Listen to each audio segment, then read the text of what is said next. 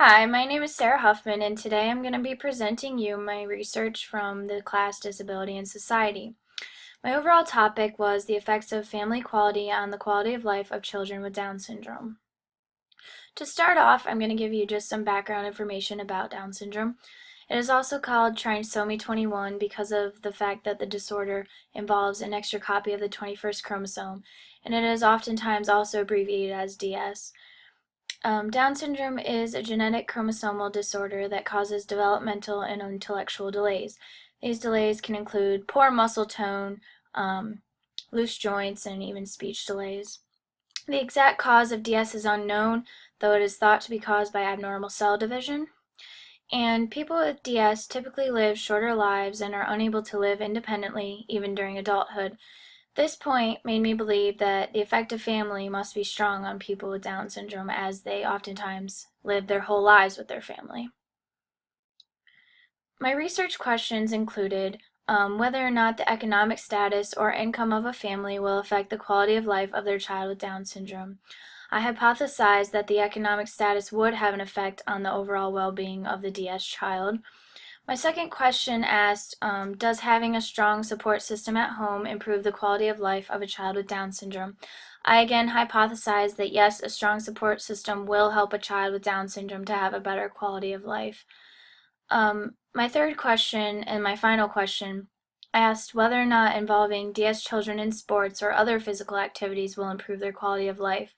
And I hypothesized that this would improve their quality of life because in sports you form more relationships and you are in better physical shape, which will in turn, I think, overall improve their quality of life.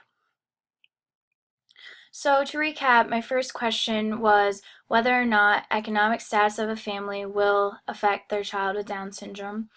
And my first piece of research that I'll share with you found that without adequate funding, families cannot provide their disabled children with the necessary services and resources that they need. These services can include physical therapy, counseling, or medications. Um, Oftentimes, medical insurance will cover at least some physical therapy and medications, but also oftentimes it will not. So these things can really start to drain a family's income, and if they don't have much to begin with, they will eventually not be able to provide these things for the child, which will in turn definitely decrease their quality of life. And I also found that lower income families had a higher frequency and greater length of hospital stays for their children with Down syndrome. And I think that this would decrease their overall quality of life because they're more susceptible to other illnesses being in the hospital environment. And also being away from home for long periods of time will definitely make them less comfortable and could increase depression within the child. And the last piece of research that I'll share with you is that children with developmental disabilities, such as Down syndrome, are more affected by family impact than other mental health conditions. This point just told me that, children with Down syndrome rely even more heavily on family than other disabilities, other conditions, and more than regular children.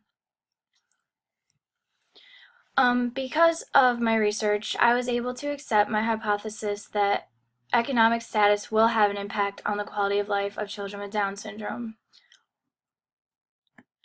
To refresh your memory, my second question asked whether or not providing a strong support system for children with Down syndrome will give them a better quality of life. The first piece of information that I found on this told me that parents who reflected the feeling of burden on their child with DS caused increased difficulties and delays in speech as well as behavioral problems. In any child, not even just Down syndrome children, the relationship between parent and child is very important. And if the parent reflects feelings such as burden, hatred, coldness, whatever, it will reflect on the child and will therefore give them a poorer quality of life. I also found that in independent living situations with DS young adults, when their parents were involved, they were definitely less likely to experience financial turmoil and went through far less crises than independent, like exclusively independent children with Down syndrome, or young adults with Down syndrome rather. And the last thing that I'll share with you is that I found that more involved families of children with Down syndrome are more likely to seek out the help and resources that they need to take care of the child. This could involve, what I mentioned before, physical therapy, counseling, even just pamphlets and information books, stuff like that. After completing my research for question 2, I was able to support my hypothesis that a strong support system at home will yield a better quality of life for children with Down syndrome. My third question asked whether or not putting a DS child in sports will improve their quality of life. The first part of my research involved finding that the involvement of disabled children in sports exposes disability to other children of their age. This is important because when children are exposed to disabilities at a young age, they will grow up reducing their ignorance towards people with disability. They'll increase their knowledge of disability, and they'll be less likely to bully or make fun of those who have disabilities. I also found that being involved with sports improves social skills and forms relationships between DS children and other children of his or her age. This could help with social interactions in other situations, such as, say, the DS young adult wants to get a job, they'll have to go through an interview process, and the help that sports could give with social interaction could greatly improve their abilities to speak with adults, professionals, etc. And the last point that I'll bring up is that physical activities for children with Down syndrome can improve body mass index, or BMI, social development, motor skills, as well as physical performance.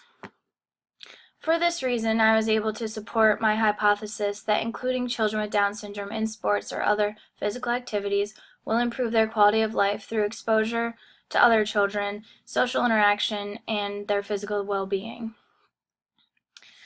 Difficulties in my research mostly revolved around the fact that a lot of the research was very vague on what they considered to be quality of life or family quality.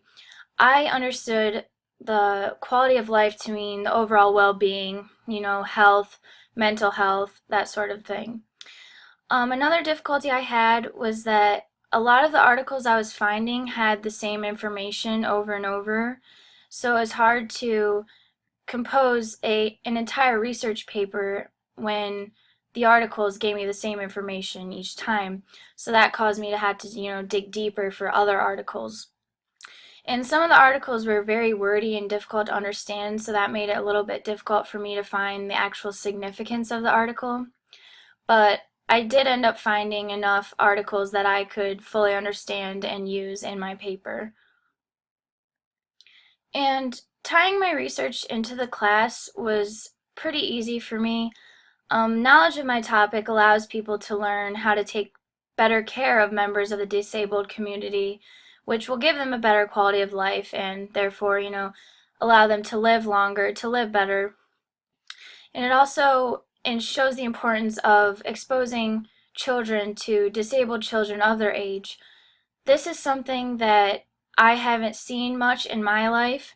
Had I not grown up with a cousin who is autistic, I would have absolutely probably no idea about any type of disability. I think it's very important to expose children to disability at a young age because it will reduce the barriers, it will reduce bullying, and it will improve relationships. And I think that's what one of the main goals of this class was, to teach us how to better the lives of people with disabilities in the future. Future research, in my opinion, should include investigating the importance of the relationship between the mother and child on DS children.